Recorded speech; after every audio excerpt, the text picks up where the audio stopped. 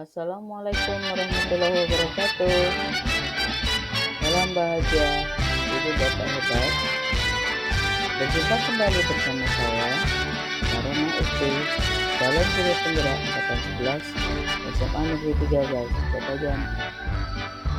Pada kesempatan kali ini, saya akan memaparkan koneksi antar materi modul 2.3 coaching untuk supervisi akademik.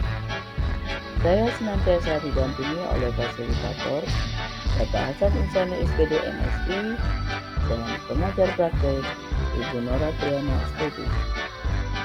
Tujuan pembelajaran khusus calon guru penggerak menyimpulkan dan menjelaskan keterkaitan materi yang diperoleh dan membuat refleksi berdasarkan pemahaman yang dibangun selama modul 2 dalam berbagai media. Untuk membantu pencapaian tujuan pembelajaran, maka disusunlah beberapa pertanyaan. Bagaimana peran calon guru penggerak sebagai seorang coach di sekolah dan keterkaitannya dengan materi sebelumnya di paket modul 2, yaitu pembelajaran berdiferensiasi dan pembelajaran sosial emosional. Bagaimanakah keterkaitan keterampilan coaching dengan pengembangan kompetensi sebagai pemimpin pembelajar? Pemikiran reflektif terkait pengalaman belajar. Pengalaman materi pembelajaran yang baru saja diperoleh.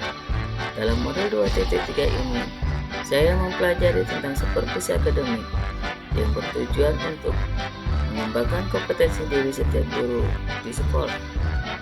Pendekatan yang digunakan adalah coaching, yaitu memiliki 3 prinsip utama, yaitu kemitraan, proses kreatif, dan memaksimalkan kompetensi. Kompetensi inti coaching yang harus dimiliki diantaranya adalah kehadiran penuh atau present, mendengarkan aktif, dan mengajukan pertanyaan berbobot. Percakapan berbasis coaching menggunakan alur cerita, yaitu tujuan, identifikasi, rencana aksi, dan tanggung jawab. Terdapat 3 tahapan dalam supervisi akademik, yaitu pra-observasi atau perencanaan, observasi atau pelaksanaan, dan pasca-observasi atau tindak lanjut. Emosi-emosi yang dirasakan terkait pengalaman belajar. 1. Cemas. Sebelum mengetahui isi materi dalam modul ini, saya sedikit cemas karena khawatir tidak mampu memahami dan mengaplikasikannya. 2. Tertarik. Setelah mempelajari dan mengeksplorasi konsep, saya mulai tertarik untuk mendalami isi dari modul ini. 3. Gembira. Saya merasa gembira saat mampu melakukan praktek coaching bersama rekan calon guru penggerak dalam ruang kolaborasi dan demonstrasi kontekstual. 4. Optimis. Saya optimis mampu mengaplikasikannya di sekolah tempat saya bertugas. Apa yang sudah baik berkaitan dengan keterlibatan diri dalam proses belajar? Saya mampu berkolaborasi dengan rekan sesama calon guru penggerak saat mempraktikkan proses coaching menggunakan alur cerita dan sesuai dengan prinsip coaching dalam ruang kolaborasi dan demonstrasi kontekstual, baik berperan sebagai coach, coachee, maupun pengamat atau supervisor. Apa yang perlu diperbaiki terkait dengan keterlibatan diri dalam proses belajar? Hal yang perlu diperbaiki adalah kemampuan dalam mengajukan pertanyaan berbobot agar dapat menggali informasi permasalahan pada diri coaching sehingga dapat menemukan solusi atas permasalahan yang dihadapi. Keterkaitan terhadap kompetensi dan kematangan diri pribadi. Setelah mempelajari modul 2.3 tentang coaching dalam supervisi akademik, kompetensi saya mulai berkembang. Ini ditandai dengan kemampuan saya mempraktikkan proses coaching menggunakan alur cerita, baik sebagai coach, coachee, maupun pengamat.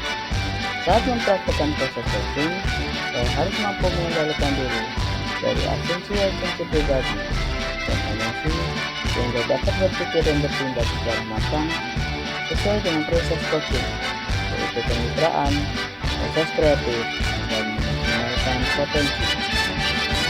Analisis untuk implementasi dalam konteks calon guru penggerak.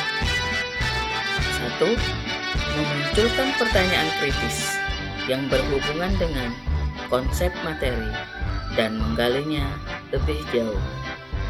Bagaimana caranya agar konsep coaching dapat diimplementasikan dalam proses supervisi di lingkungan sekolah? Prinsip coaching dapat diterapkan jika kepala sekolah memiliki pengetahuan tentang coaching dalam supervisi akademik dan mau mengaplikasikannya. Kegiatan supervisi tidak hanya bertujuan sebagai bagian penilaian guru, tetapi juga sebagai cara untuk meningkatkan kompetensi akademik guru. Supervisi harus mencakup percakapan, pra-observasi, dan pasca-observasi. Dalam percakapan pra-observasi, kepala sekolah harus mendiskusikan perencanaan yang akan dilakukan oleh guru. Sedangkan saat pasca-observasi, kepala sekolah memberikan umpan balik atau tindak lanjut terkait pelaksanaan observasi kelas yang dilakukan oleh guru. 2. Menggali materi yang dipelajari dengan pemikiran pribadi sehingga tergali wawasan atau insight baru. Coaching dalam supervisi akademik dapat berpengaruh dalam mewujudkan pemimpin pembelajaran yang berpihak pada murid. Pembelajaran yang berpihak pada murid adalah hal yang sangat penting untuk diterapkan dalam lingkungan sekolah. Agar dapat mewujudkan pembelajaran yang berpihak pada murid, guru harus memiliki kompetensi menjadi pemimpin pembelajaran. Menjadi pemimpin pembelajaran berarti memahami perkembangan murid secara menyeluruh, tidak hanya aspek kognitif, tetapi juga karakter dan emosional murid. Dengan demikian, tujuan coaching dalam supervisi akademik adalah mengembangkan kompetensi guru agar kinerja mereka meningkat dan pembelajaran yang berpihak pada murid dapat terwujud. 3. Menganalisis tantangan yang sesuai dengan konteks asal calon guru penggerak, baik tingkat sekolah maupun daerah. Tantangan terberat adalah menyamakan pemahaman tentang coaching dalam supervisi akademik kepada komunitas sekolah.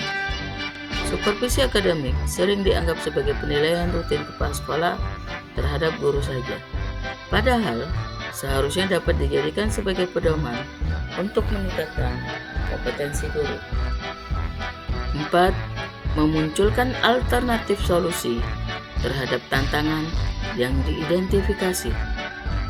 Mengadakan sosialisasi kepada seluruh komunitas sekolah saat kegiatan rapat guru agar terjadi penyeragaman persepsi tentang makna supervisi akademik. Memberikan contoh praktik coaching dalam supervisi akademik melalui berbagai media informasi digital yang dapat diakses oleh seluruh komunitas sekolah. Membuat keterhubungan. Pengalaman masa lalu. Saya pernah disupervisi oleh kepala sekolah dan pengawas sekolah. Namun, kegiatan supervisi tersebut hanyalah sebatas menjalankan kewajiban saja tanpa mengetahui makna supervisi yang sebenarnya. Kegiatan supervisi akademik hanya dilakukan saat kepala sekolah atau pengawas sekolah melakukan observasi kelas saja, tanpa adanya kegiatan pra-observasi dan pasca observasi, sehingga hanya sebatas pemberian nilai kepada guru saja. Penerapan di masa mendatang. Ke depan, kegiatan supervisi ini harus dijadikan salah satu bagian dalam peningkatan kompetensi guru dalam bidang akademik dengan menggunakan prinsip coaching, yaitu kemitraan, proses kreatif, dan memaksimalkan potensi. Konsep atau praktik baik yang dilakukan dari modul lain yang telah dipelajari. Modul 2.1. Dalam pembelajaran berdiferensiasi, murid dikelompokkan berdasarkan kebutuhan belajarnya agar dapat memaksimalkan potensi yang dimiliki. Begitu pula dengan praktik coaching yang harus memaksimalkan potensi coaching agar dapat menemukan sendiri solusi atas permasalahan yang dihadapi.